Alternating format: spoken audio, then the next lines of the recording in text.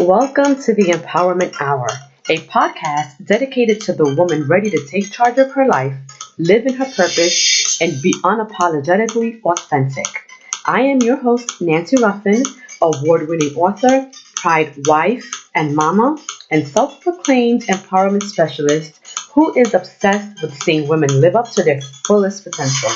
I have worked with hundreds of women ready to change their lives and live the life they've always dreamed of. My goal is to empower you, inspire you, and help you unlock your passions and discover your purpose so that you live the most fulfilled and impassioned life. If you're ready to make a change and start living on purpose, then you're in the right place. Let's get started. Hey guys, thank you for tuning in to another week of the Empowerment Hour. Hope your week was busy. Hope you crushed some goals. And I hope you were able to take some time for yourself, whether it was in the form of a nice bubble bath or getting that mani-pedi you've been desperately needing. Setting time for yourself is crucial because, frankly, without giving yourself some time to regroup and re-energize and refill your own gas tank, you eventually won't have anything to give to anyone else. Burnout is real, mi gente. Okay, so you have to get in the habit of carving out some time for yourself. And something as little as 30 minutes a day goes a really long way. Now, I know that our days are already jam-packed with things that we're doing between work, kids, spouse, getting dinner ready, our commitments, to our household. There's just a lot that we have going on. And sometimes carving out that little bit of time for ourselves seems almost impossible. But guys, you have to do it. And even if you don't have 30 minutes to give to yourself a day, take at least 10 minutes. Even if it's just locking yourself in the bathroom and just doing a 10-minute meditation, it's important that you just give yourself some time to kind of collect yourself, to regroup, and just do nothing but just, sit with yourself. Because life is crazy. It comes at us really, really fast.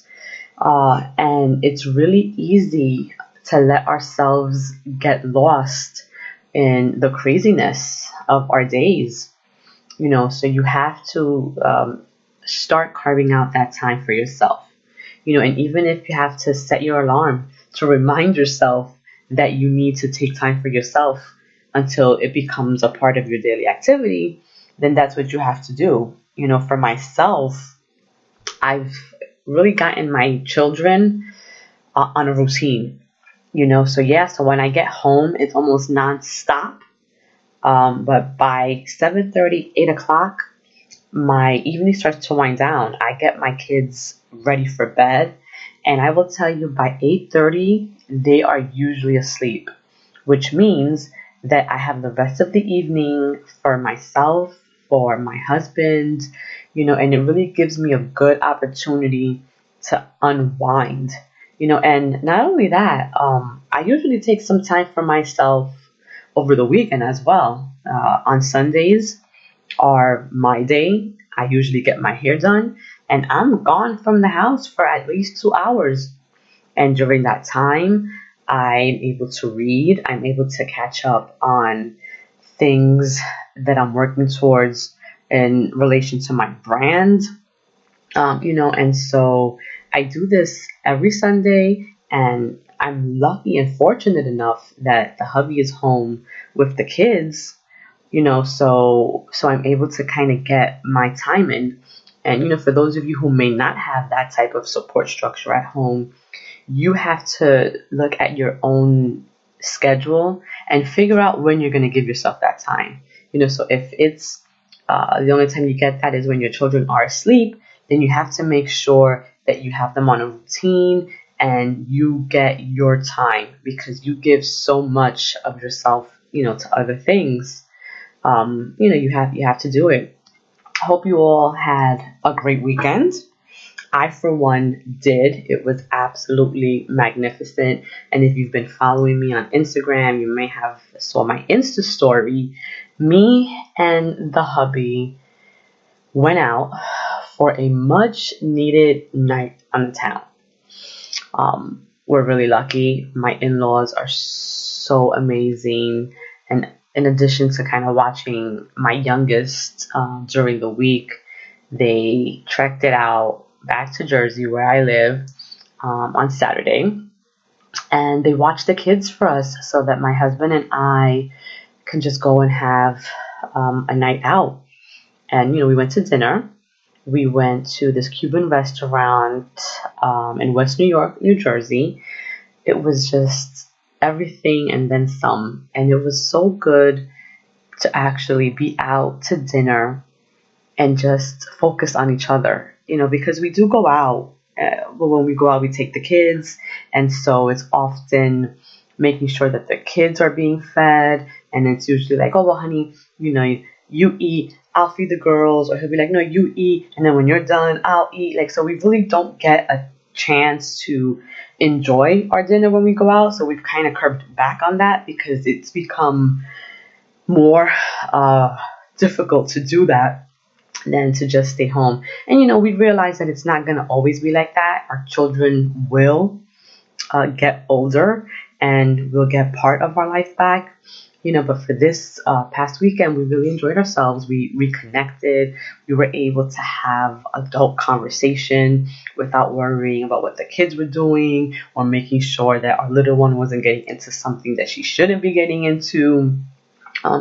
And one of the things that my husband and I discussed while we were out is just how important it is to feed that part of your relationship. It's important to give your partner some time and some attention and to kind of remind yourselves of why you fell in love, to begin with, and also to kind of show each other that the relationship still matters, right? Because once you start a family, it is just so hard to separate that part of your lives from your romantic part. And what I mean is that you become so committed to the family life and to the household and making sure that everything in the house is taken care of that sometimes you forget that you have this other part of your relationship that needs to be fed. So it was really great to just be out with him and enjoy some adult time. And I'm really fortunate to have a spouse that supports me in everything that I do. And because of that, it's really important for me to also nurture our relationship because I never want him to feel neglected. I do so much. And tonight's podcast really is talking about how as a woman we can have it all, or how we balance it, or how we balance our families, our careers, and also amidst that find personal fulfillment. And a part of being able to do that is feeding that relationship with your partner. Because when that part is fed and when your partner feels fulfilled, then it's easier for them to support you and your dreams and your passions, and even taking time out to be with your girlfriends, right? Because that's another part of our lives that we have. We have to feed our relationship with our friends. And that's not to say that you're going to be out with your girlfriends every weekend or not even once a month, but whatever time, you have that kind of aligns with the available time that your girlfriends may have, even if you get together once every couple of months for a girls' night out, it's necessary because you don't want any part of your life that's important to you to suffer, so it was a really, really good evening. And we weren't out, very long. And I think that that's why sometimes people kind of get caught up. They think that in order to nurture, that relationship with their spouse, that they have to have an entire day out. But really, it's not. We were out for a few hours. We had dinner, we had a couple of drinks, we joked, we reminisced about how we met and all of the things we used to do pre-babies. And then we came home and we put our kids to sleep, and then we eventually went to bed. So whatever is reasonable for your life is enough, right? You never have to think that in order for your relationship to get what it needs, that you have to spend an entire day out with just your partner to do that. Frankly, I think that that's probably not realistic, especially when you have children, right? Because you don't want to neglect the kids, and for us specifically, because our in-laws watch our daughter during the week, we didn't want to take advantage of the fact that they still came and watched them, on Saturday night, just so that we could have some time together. So we went, we did our couple of hours, and that was good. And it was enough for us, and for someone like me who has really ambitious dreams, and I envision myself as the Latina Oprah, as I like to call myself. It's important that my husband feels like he's getting what he needs from this relationship, because he gives so much of himself in supporting my dreams. So I really want you guys to think about that, because it's not about giving 100% to one thing. You have to learn how to divide your time so that every part of your life that's important gets the same amount of love and attention. And I really want you to think about your life and how you create a life that is reflective of your values and satisfies you, satisfies your soul. And being able to, I guess, balance that out equally is a rare achievement. And I think is why so many women struggle, because they feel like they have to give 100% of themselves, to everything. And when you do that, it becomes one, overwhelming, and you burn yourself out. And that's not to say that you give 10% of yourself to 10 different things, because then you're never going to put out great quality work. What I'm saying is you have to find the one thing that you love, the one thing that you're passionate about, and then incorporate that into the other important parts of your life. So that means family, of course, for me, is the most important. And so everything that I do revolves around making sure that my family is taken care of first. And then I devote the rest of my time to my passion, which is my writing, which is this podcast, which is empowering other women, which is working with youth. All of those things fulfill me. And so I don't neglect them. But it's all about finding that life balance and how it works for you. And most of us want it all. And why not? We should want it all, and we should strive to have it all. And I've heard many times that women say you can have it all, just not at the same time. And I guess that's partially true. But I think it's also about finding the right balance, and being able to live with that and that level of fulfillment for yourself. So I think that because many women, myself included, struggle with the idea of having it all, we often find ourselves having to choose between having a happy, fulfilled family life and having an equally thriving career. And it took me a while to kind of get my life to where it is now. but that did not come without a lot of hard work. It did not come out. It did not come about without a lot of self work and self awareness and understanding what was most important to me. And now I feel that I'm a woman who has both. I don't subscribe to the notion that we have to choose. In fact, I feel strongly that we can have both because that's the kind of life I'm living right now.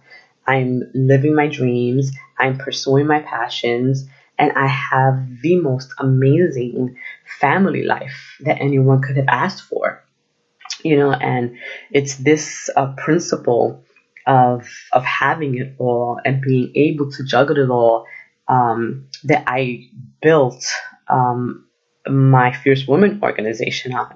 And it's also what drives the empowerment movement that I've been talking about on social media, right? It's about leveraging our power, our skills, our ability to multitask to create the kind of life that we want.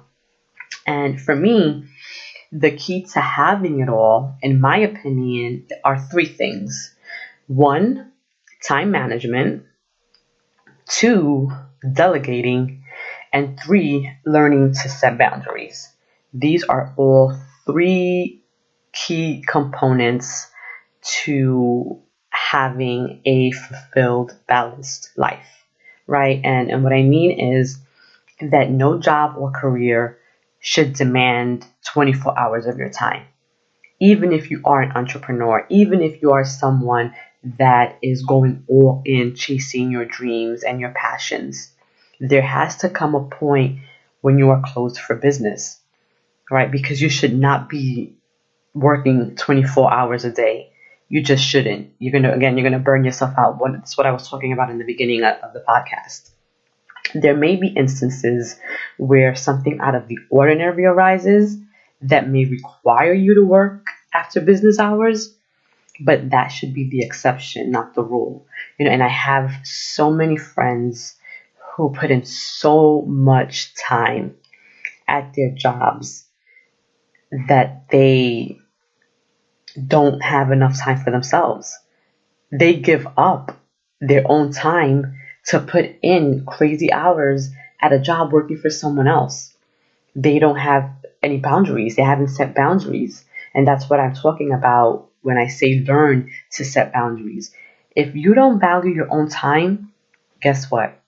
No one else is going to value your time. And so they're going to try to take from you as much as they can until you put a stop to it. Okay, so start setting boundaries, ladies. I want you to think about your own life. I want you to think about your own job, your own careers. How much time are you investing at work? No job that does not have a direct impact on your future, meaning that if you're not working for yourself, you need to put a cap on the amount of time you're giving to this organization, because you can't work yourself to death for someone else. And you should not be working yourself to death for someone else, because what's happening is you are taking away time from yourself. You're taking away time from your spouse. You're taking away time from your family. Okay, and all of these things are very important to you. And you're just giving it away, to this other entity that is probably not valuing your time as much as you're valuing your time. So again, you have to set the boundary, and if you have a business where they require you to work more hours than you should, then they clearly aren't doing something right? There may be some operational streamlining and revamping that may need to be done. So then you have to start asking yourself, why can't this operation function without my 24-hour input? Because as leaders, I think of myself as a leader, you should as well. One of our responsibilities is to build a well-functioning team. And it's our responsibility to also think critically and strategically, both in business and at home, about why certain things can't happen without us being there, right? Any business, any smooth functioning business should be able to run smoothly without our 24-hour presence being needed. And if your business can't possibly run without you being there 24 hours a day, something needs to change, because there's something broken in how that operation is functioning. And you have to learn how to put value on your time. This means delegating when necessary. And again, like I was saying, establishing clear boundaries. Because once you do, then you have to educate everyone on your team when it's acceptable and unacceptable to cross those boundaries. And this kind of you can kind of take this into your home as well, right? When you think about it, it's a team in your household. It's you, your partner, your children. You're all part of the team. You might be the coach and you might be leading the charge, but you have to teach your family how to function in your absence, so that when you're not there, they can easily pick up the slack and get things done, right? Delegate, set boundaries. Because what's going to happen is, as I was saying, if you don't start valuing and respecting your own time, no one else will either. They are going to just use you and use you and use you until you give out, until you burn out, until you have nothing else to give. We teach others how to treat us, right? That's a really popular saying. Well, that applies to our time as well. And don't get me wrong, building a great, strong team is not easy. It's not easy to do it at home. It's not easy to do it at work. Because you're dealing with people and everyone has their own idea of how things need to be done. But when you're a great leader, you would inspire people to take action and to not have to depend on you to guide them every step of the way. And then when you do that, it makes your life that much easier. One of the things I used to be responsible for doing at my day job was leading these change teams. My organization got into this thing based off of lean methodology. And if you're not familiar with that terminology, it's really a process improvement methodology to streamline and make things more efficient. So when I used to lead these teams, it was always very interesting. It would be 5 days. We would be in a conference room. We would be tasked with changing some operation, within the organization. And we would have the input of the people who would be affected most by these changes. And Monday morning, people came in. Everyone was eager to get started, excited even. The day would pass, and the more we were together in the room and the more we started providing our own individual suggestions and ideas about how things should run, the more, I guess, clashing would happen, right? Because everyone thinks that their way is the best. We would reconvene Tuesday morning. Everyone, the enthusiasm was already out the window. People would be arguing, almost kind of fighting, because again, they're very passionate about what they think is the right thing to do. And me as the leader, as the one who was supposed to kind of reel everyone in, try to get consensus, it was really trying. It was a really daunting task trying to get people to listen to each other, right? Because at some point you have to step back, listen, and then come to a compromise. But what I found was that usually by the end of the week, there would be consensus. So what started off as almost fighting and passionate debating would result in actually creating a new system that would work for everyone. And so this is the same kind of thinking you have to apply when creating your teams, whether at home or whether at work. And these are the teams that are going to help you be the best leader and create the best processes possible. And creating these well-oiled machines and these great functioning teams, it's going to be difficult and you might get frustrated, but you have to understand that when you put in the hard work in the beginning, it makes things so much easier down the road. And then what happens is it frees you up to do other things, right? Because if you're one person and you're doing it all, you're going to burn yourself out.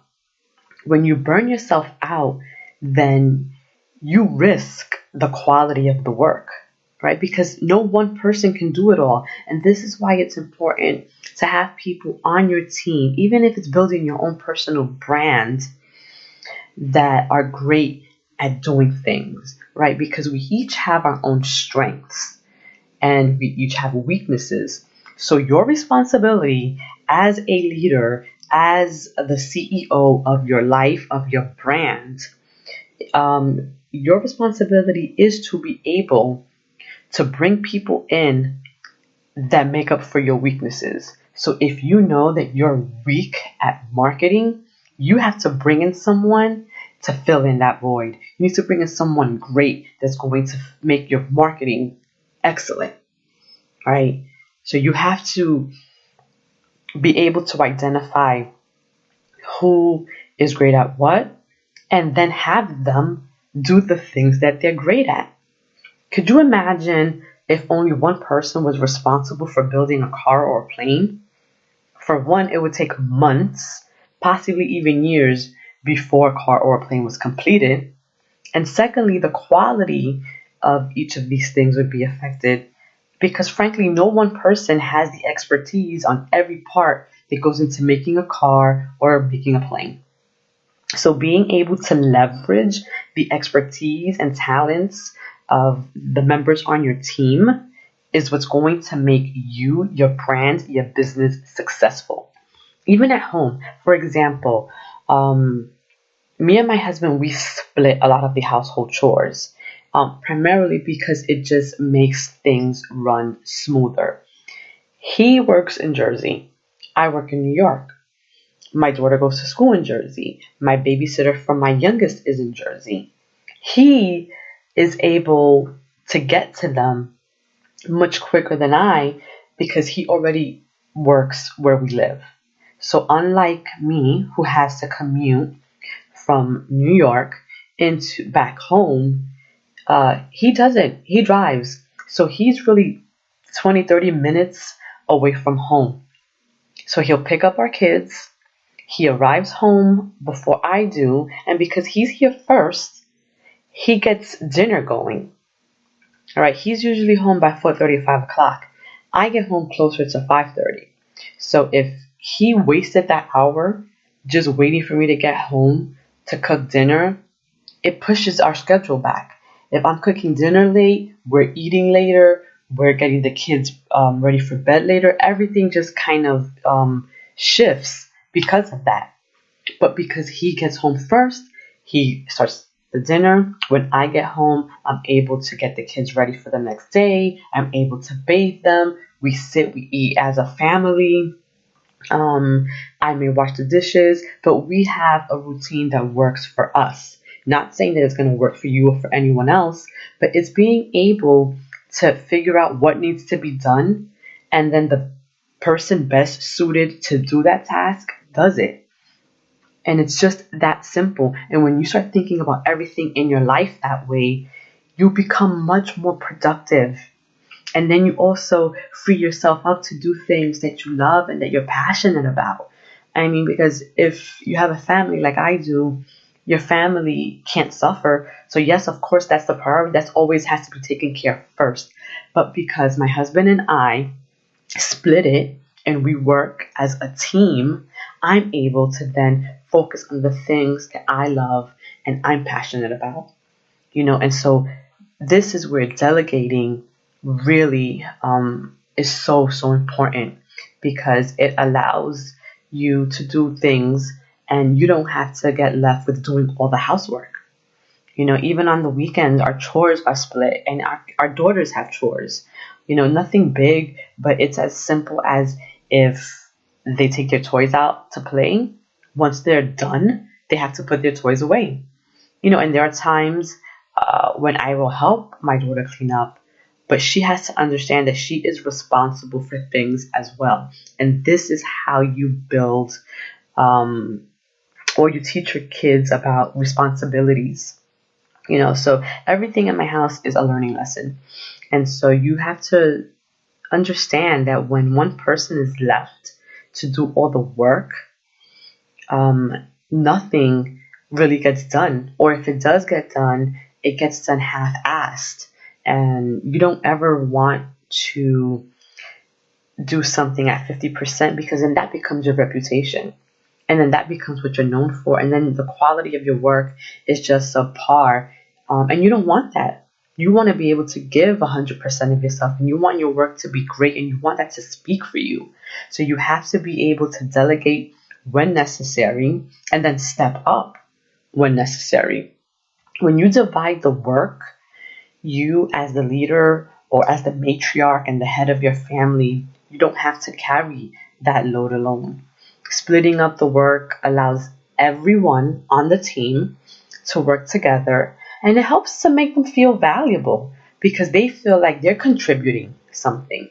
Everyone wants to feel like their contributions matter. So even if you think about how that relates to you in your life and in your job, I know it should probably make you feel better when you're recognized for the work that you do. Even though it's your job, it's nice to know that your work is valued, that it's appreciated, and when you delegate things to people and you just give them the autonomy to do their work, it gives them an opportunity to shine, right? Because no one likes to be told what to do 100% of the time. No one likes to be micromanaged. So if you just say, hey, this is what you're responsible for, go get it done, let me know when it's done, and you leave it at that, 90% of the time, they will do what needs to be done and they will give it 100%.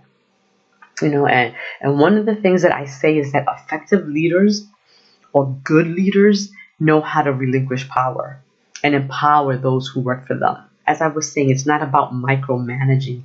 It's about trusting your team enough to know that if you give them something to do, they're going to do it and they're going to do it the right way. But that also comes from your leadership and how you've shown them that things should be done. So you have to trust yourself and you have to trust your team. I think about how I've applied this at home with my daughter. And when I assign her a chore and she completes it, she's like, mommy, look what I did. Look what I did. You see, and she's just really proud. She's proud of herself, and it makes her feel important because it makes her feel like she's contributing to the house. And that's what you want the people on your team to feel like. You want them to feel important. You want them to feel valued.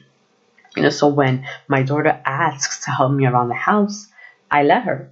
Even if I have to go behind her and redo the work. For example, she likes to sweep.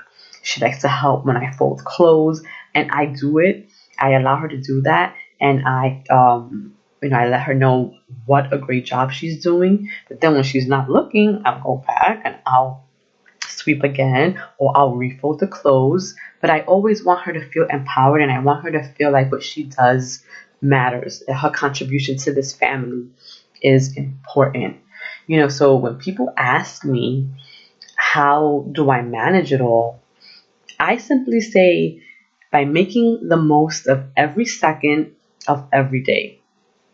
Time management, delegating, setting boundaries, all of these things, it's how I've been able to accomplish everything I've always set my mind to do.